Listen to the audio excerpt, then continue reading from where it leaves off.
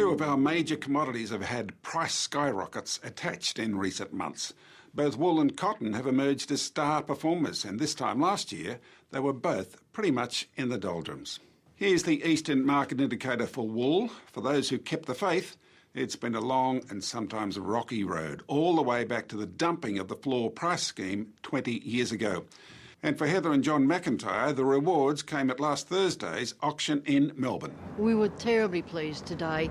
It's made above valuations and the best prices for some 23 to 25 years. And that's a great thing for the wool grower, particularly the superfine wool grower, because we haven't really been getting the value for the work we put into the breeding and the nurturing of our sheep.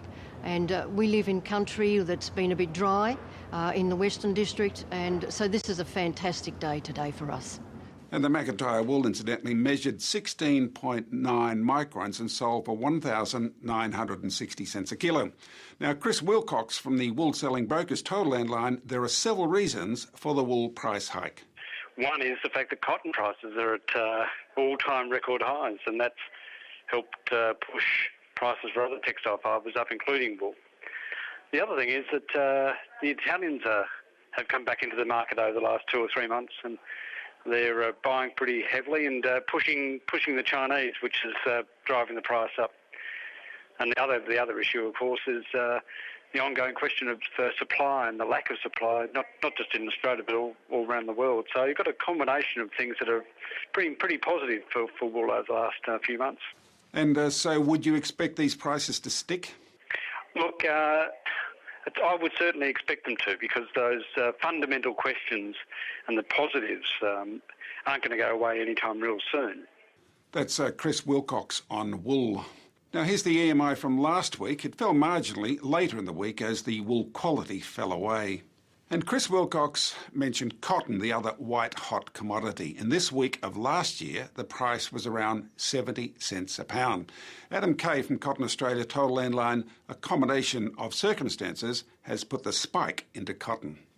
There just seems to be a world shortage as we've come out of the global financial crisis. You know, the spinning mills have really picked up, and we've had the flood crisis in Pakistan, a smaller than expected Chinese crop, and then export restrictions in India, and that's all led to a global sort of shortfall that has meant the price has been skyrocketing.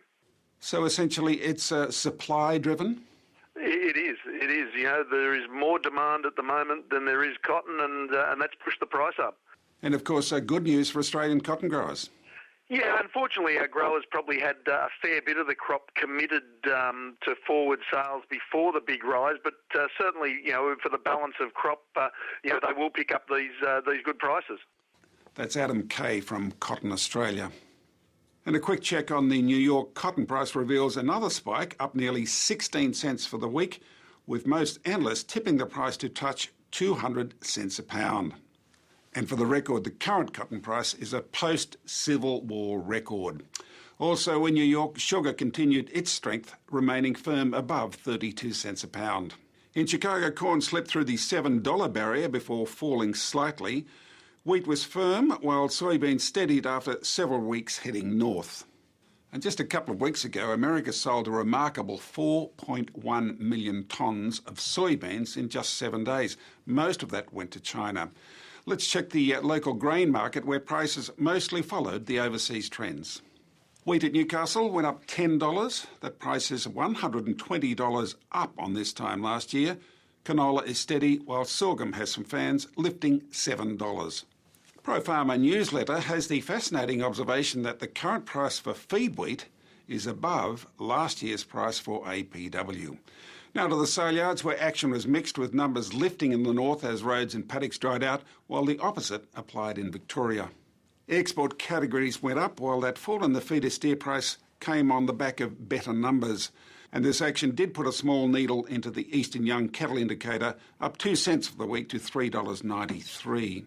And the live trade out of the north has been ducking cyclones lately, but several ships did in fact head north.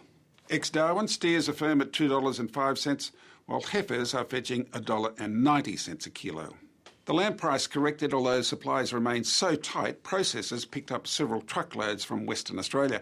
And last Monday at Bendigo, a pen of 62 lambs went for an average of $231.60 a head. And mutton is also in demand. The current price is more than $1 a kilo above the price this time last year.